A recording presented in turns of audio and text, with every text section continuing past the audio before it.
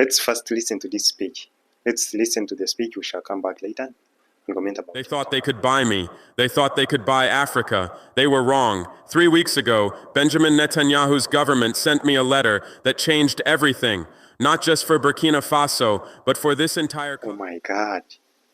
Are you listening to the... Let me tell you exactly what happened, because the world needs to hear this story. I was in my office reviewing security reports when my aide brought me an envelope marked Diplomatic Correspondence Confidential. Inside was a proposal that made my blood boil. Israel was offering Burkina Faso $1.2 billion.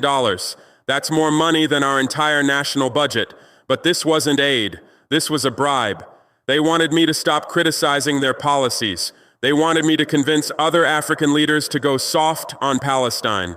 They wanted me to become their spokesperson in the African Union. And here's the part that really shows how desperate they were. They wanted me not to seal and shut down their business operations across Africa.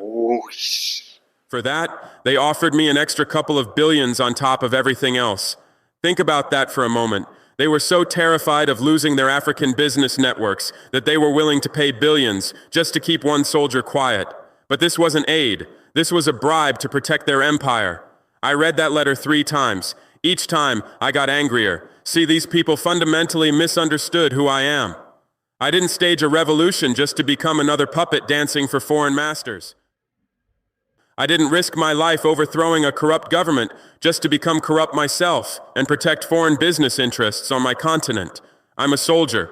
Soldiers don't negotiate with people trying to compromise their mission. And my mission is African sovereignty, economic, political, and strategic. When I took power in Burkina Faso, I made a promise to my people.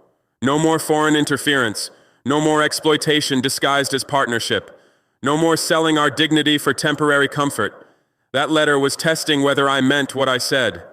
The letter came through diplomatic pouches, but the real message was delivered through intermediaries. High-ranking officials from neighboring countries, supposedly friendly advisors, all suggesting I consider the practical benefits of this arrangement. They painted pictures of transformed infrastructure, modern hospitals, upgraded military equipment. They talked about Burkina Faso becoming a regional powerhouse, a model for African development. But every conversation ended the same way. Just tone down the anti-Israeli rhetoric. That's when I realized this wasn't just about one letter. This was a coordinated campaign. They had been watching me, studying me, building a profile of what they thought would make me compromise. They calculated wrong, so I did something they never expected. I called a press conference and read their letter on live television, word for word, including their desperate plea to protect their business operations. You should have seen their faces when that news reached Tel Aviv. Complete panic, because suddenly their secret diplomatic strategy and their business protection scheme was front-page news across Africa. But I wasn't done, not even close. Standing at that podium, I looked directly into the camera and said what needed to be said. They believe our dignity has a price tag. They think African leaders are for sale in a global marketplace. They think they can pay us to protect their business interests while they exploit our people. Today, we prove them wrong. I held up that letter for everyone to see. This document represents everything wrong with how the world sees Africa. They see us as a market, not as people. They see our leaders as employees, not as representatives of sovereign nations. Oh my God. Are you listening to the point? The silence in that room was deafening. Journalists who had covered African politics for decades later told me they had never seen anything like it. A leader voluntarily exposing an offer of billions of dollars. That moment changed everything. Within hours, Africa Not for Sale was trending in 14 countries. But this wasn't just social media noise. This was a continental awakening. Mali reviewed every Israeli contract. Niger recalled their ambassador from Tel Aviv. Chad suspended diplomatic talks. Ghana's president, who never takes sides, publicly supported our position. South Africa called our response a masterclass in dignified leadership. But here's what really scared them. The youth responded. Students in Senegal organized protests demanding transparency on all foreign aid deals. Young people in Kenya launched campaigns questioning their government's foreign relationships. Artists across West Africa created murals celebrating our refusal to be bought and our commitment to protecting African economic interests. University campuses across the continent erupted in solidarity. From Cairo to Cape Town, young Africans were sharing clips of my speech. They weren't just supporting Burkina Faso, they were supporting the idea that Africa could say no. The youth movement that emerged was unlike anything we'd seen before. They called themselves the uncompromised generation. They demanded accountability from every leader, transparency in every deal, and dignity in every international relationship. For the first time in decades, Africa was saying no with one voice. The reaction from international capitals was swift and telling. Netanyahu's team went into full damage control. According to sources in Tel Aviv, the prime minister was furious. He reportedly said, "Traore turned a private agreement into a weapon against us." Good. That was exactly my intention. French diplomats in Paris were scrambling to understand what this meant for their own African relationships. American officials quietly reached out to gauge whether this was an isolated incident or the beginning of something bigger. Chinese representatives, interestingly, stayed silent. They understood what was happening better than the Western powers. They knew that respect, not manipulation, was the future of African relationships. They were right to be worried, because here's what these foreign powers never understood. We're not the same Africa they used to manipulate. We're educated now, connected now. We communicate instantly across borders. When one of us stands up, all of us can see it happen in real time.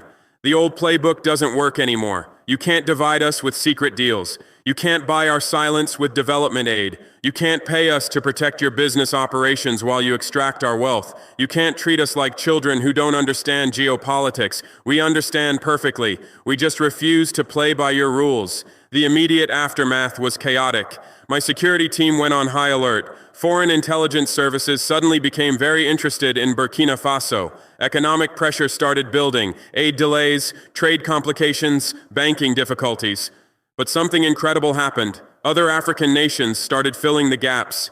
Nigeria offered trade deals. Ghana provided banking alternatives. South Africa opened new diplomatic channels. We discovered something powerful. Africa helping Africa works. Big up IB. 3 days after exposing their letter, I addressed university students in Bobo Dioulasso. No prepared speech, no military ceremony, just truth. The auditorium was packed. Students had traveled from across West Africa to hear what I had to say. The energy was electric. I told them, for decades they told us to stay quiet, accept what's given, say thank you when we're ignored, and protect their business interests while our people suffered. But now they come to us because they fear what happens when Africa wakes up. I could see it in their eyes, recognition, hope, determination. Then I asked them a simple question. Should we go back to silence, or do we speak louder? The answer was deafening. 5,000 students erupted in celebration. That sound?